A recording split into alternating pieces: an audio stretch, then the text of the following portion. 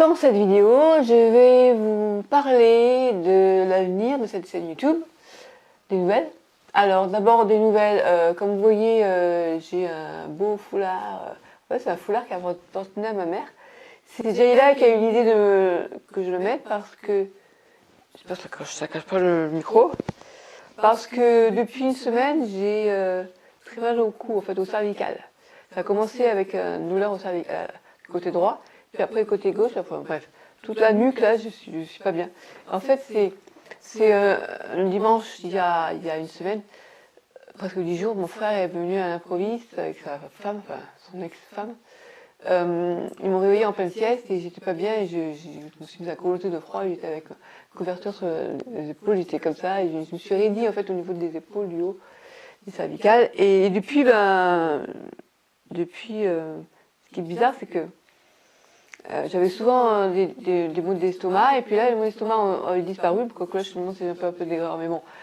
Et c'est bon, la douleur est montée au cervical, ça fait rire une nutritionniste qui m'a dit, là, je peux rien pour vous. Donc voilà, j'ai pris un rendez-vous en visioconférence avec mon médecin demain pour savoir ce qu'il pourrait me donner. Voilà pourquoi je suis avec ça. Et donc, ce que je voulais vous dire, c'est donc, comme vous avez dû vous en rendre compte, j'ai essayé de faire des efforts pour bien articuler. J'ai tendance à parler vite. J'ai renommé la chaîne non pas Vivre heureux avec la CEP, mais Parlons bien, parlons CEP. Parce que j'ai pris conscience que finalement, cet objectif de vivre heureux avec la sclérose en plaques, ça, c'était bien, c'était joli, hein, sur le papier, c'est très joli. Il y a des fois où c'est possible d'être heureux avec la sclérose en plaques. Mais que finalement, ce dont je voulais vraiment parler, c'était de tout, un peu tout autour de la sclérose en plaques. Et toutes les questions psychologiques, enfin, toutes les réflexions qu'on peut avoir sur un moment qu'on traverse lorsqu'on a une vie avec la CEP. Donc je me suis dit, bon, c'est plutôt ça. Et puis en même temps, j'ai décidé de garder qu'un seul blog.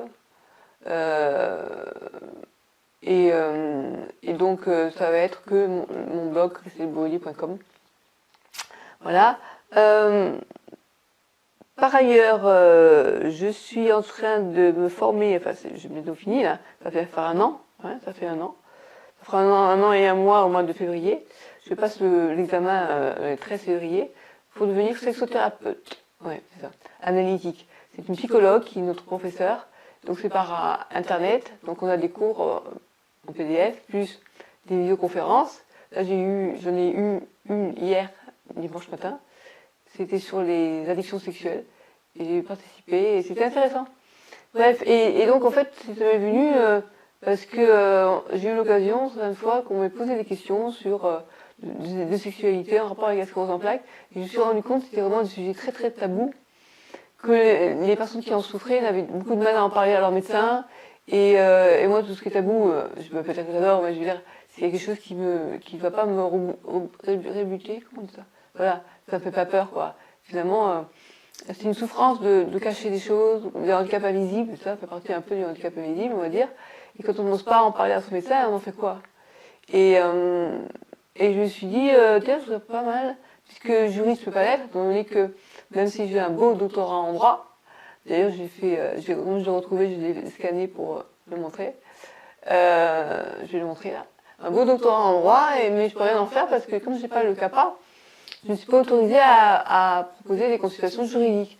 Donc c'est un peu con, quoi. Avoir fait bac plus 10, plus 12, pas comme où j'en suis, dans les études, au final, je ne peux rien en faire de ce beau diplôme, donc de mon expertise en droit. Donc du coup, je me suis dit, bon, je suis une nouvelle formation, et là, je pourrais donner des consultations, des coachings, en fait.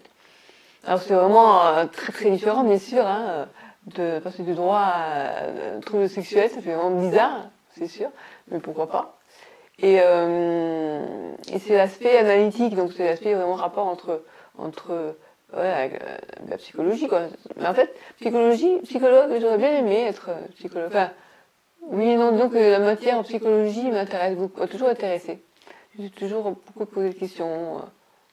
La psychologie humaine m'intéresse beaucoup. Et la prof, psychologue, m'a même dit, ah non, tu es très dans l'émotionnel, beaucoup moins dans le comment dire. C'est bien parce que ça veut dire que tu vas pouvoir comprendre tes patients en fait. Et parce que c'est bien la théorie, mais c'est surtout, faut que ça puisse quand même profiter qu'on comprenne en fait qu'il y a comment je pourrais dire ça. Quand on nous parle de quelque chose, si les faits restent très factuels, enfin, c'est pas pareil que si on comprend, parce qu'on l'a ressenti déjà. Voilà, si on nous raconte quelque chose qui nous a fait souffrir, si nous on a déjà vécu ça, on peut mieux comprendre ce que l'autre a vécu. Alors que si on est très détaché, il faut être un petit peu bien sûr, mais pas trop non plus. Bref, voilà, donc je voulais vous dire ça. Quoi d'autre donc là, je me suis dit, c'est très sympa. Ben, proposez-moi des sujets de vidéos en rapport de près ou de loin avec la sclérose en plaques, mais plutôt sur le côté psychologie. Alors, exemple, on m'a demandé par mail, il n'y a pas longtemps, je crois que c'était par Facebook, après j'ai répondu par mail, voilà, on vient de m'apprendre que j'ai la sclérose en plaques, je dois suivre un traitement de fond, mais la personne était assez réticente à suivre ce traitement de fond. Vous en pensez quoi? Qu'est-ce que vous me conseillez? Voilà. Est-ce que faut-il suivre, débuter un traitement de fond tout de suite ou pas? Et ça, c'est des questions qui sont intéressantes parce que forcément, bon, moi, je me les suis déjà posées. J'ai mis 3 ans avant d'arriver à accepter le traitement de fond parce que dans ma tête, je me disais, bon, la maladie, ça fait des années que je l'ai, hein, depuis l'enfance. On a mis des années avant de se rendre compte que j'avais cette maladie. Maintenant, vite, il y a urgence à me traiter. J'ai dit, mais attendez, vous foutez de moi ou quoi? Ça fait des années que je vis avec, finalement rien ne va changer. La seule chose qui va changer, c'est qu'enfin, je suis reconnue en tant que malade chronique. Et puis, force était de constater que la maladie était en train d'évoluer. Et puis surtout, maintenant, on pouvait dire que quand j'étais en poussée, c'était une poussée, quoi. Jusqu'à présent, quand ça allait pas bien, j'allais voir le médecin qui me disait, rentrez chez vous, il n'y a rien, c'est dans la tête, c'est le stress, voilà. Alors que là, on me disait, c'est une poussée. Et au bout de 3 bouses de cortisone, donc 3 poussées tous les 10 mois et 3 bouses de cortisone, ce qui n'était pas énorme parce que je sais qu'il y a des gens qui ont beaucoup plus de poussées dans l'année, eh bien j'ai décidé de faire un traitement de fond. Surtout que à ce moment-là, j'avais discuté avec quelqu'un. À l'époque, il faut savoir qu'il n'y avait que 2 traitements qui étaient proposés, interféron ou l'acétate de glatiramère, la Copaxone. Et à l'époque, j'ai demandé à quelqu'un qui était de l'APF, t'as combien de poussées depuis que tu prends la Copaxone? Elle m'avait dit 0. Je dis, ah bon, c'est quand même mieux que de dire ça va réduire de 30% la fréquence de vos poussées. Voilà. Et donc j'ai débuté la Copaxone, c'était le 10 mai 2010, et depuis j'ai pas eu de poussée. Et on est en 2010 et on est en 2021. Eh ouais, ça fait 11 ans. Voilà, 11 ans. Et ça fait depuis 2014 que je suis en secondaire progressive et je continue quand même la Copaxone parce que je ne voulais pas prendre d'immunosuppresseur.